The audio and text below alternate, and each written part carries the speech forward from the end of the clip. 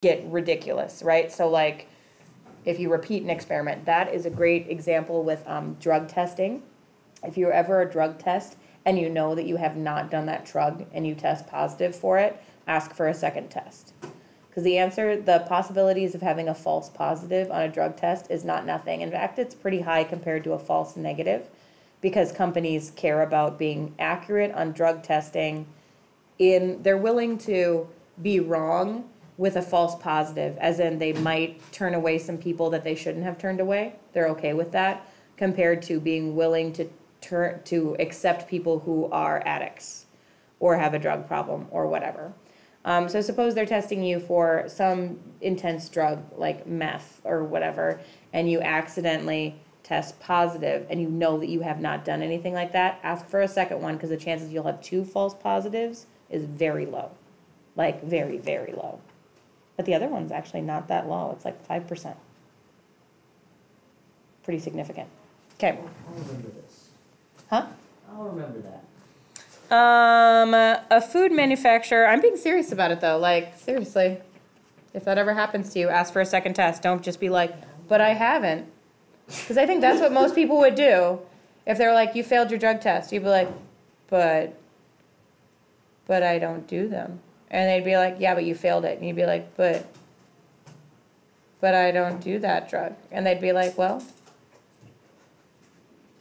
I don't know what to tell you. You're obviously lying to me. You did that. And I'm just saying, can I have a second test? And they're legally by law required to give you a second test. So if you say, can I have a second test? They have to say, yes. Yes, you can have a second test. Come on in again. And then the chances that you get 2 false positives. So let's say there's a 5% chance. Yeah, I'm obsessed with this. I like math. Sorry, guys. I can't believe you found out like this. How embarrassing for me. Let's say there's a 5% chance of you getting a false positive. What are the chances of you getting 2 false positives in a row? Now we're at 0.25%. Okay, what are the chances you get 3 false positives in a row? It's just not happening, right? Like, I mean, could it? Yes. Out of, what, 10,000 people, maybe 1 person would end up that way, but not, it's very rare. All right, back to this. Food manufacturing, got 400 kernels, presence for a toxin. 3 of them have dangerously high levels. So we got 3 bad kernels, and we got 397 good kernels. Nope. 4 are bad? No, 3 are bad, right? Yes. Now we're choosing 4 of them. What are the chances we'll get exactly? What are the chances? When something says, what are the chances, you know you're doing a probability, you know there's going to be a fraction. Okay, on the bottom should just be how many possibilities there are. So there's 400 corn kernels, and we're choosing how many of them? 4. On the top, how many good kernels do we hope to get? We're trying to get exactly 1 bad kernel. 3. So it would be 397 good kernels, and I want 3 of them. And how many bad kernels are there? 3. 3, and I want 1 of those bad kernels. All right, try that on your calculator.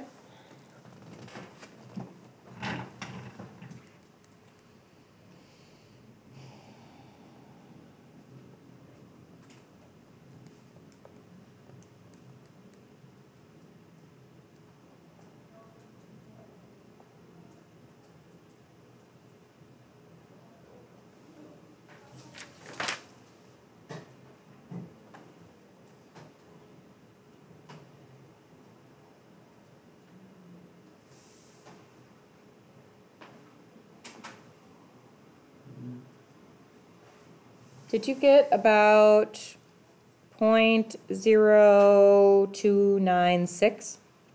About 3%? Okay, so even if there's only 3 bad kernels in the whole bunch, there's still a 3% chance of you selecting one of those. And if we start doing this test again and again, if I say, look, I want you to test this guy 6 times, perform this test 6 times. There's my probability, perform it 6 times. The chances that you won't get a kernel are starting to get ridiculously low.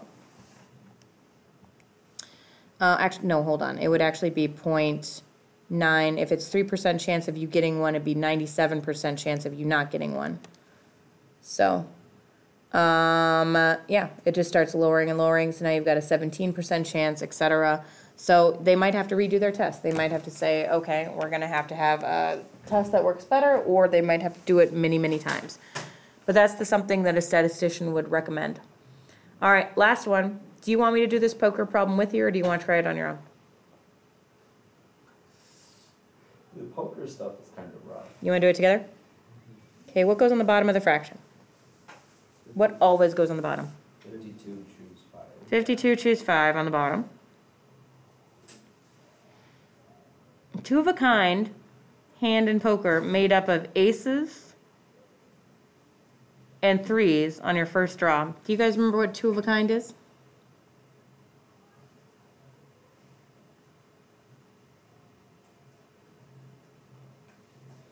That's like 2 pairs. Oh.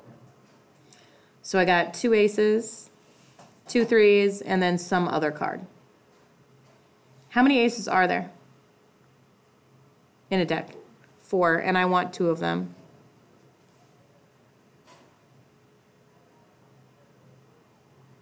How many 3s are there?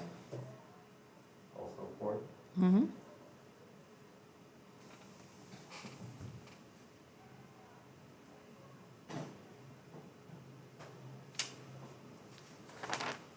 Okay. And now we got to talk about that other card. You can't get an ace and you can't get a 3. How many cards are left?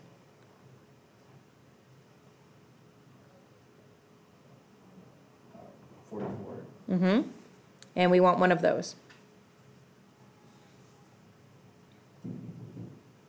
All right, put that in your calculator.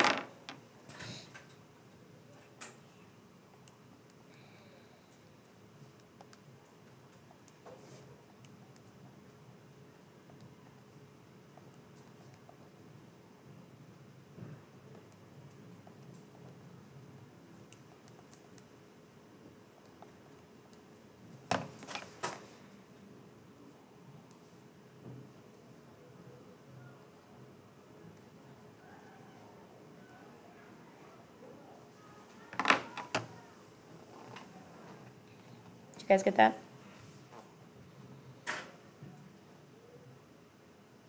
Yeah? Okay.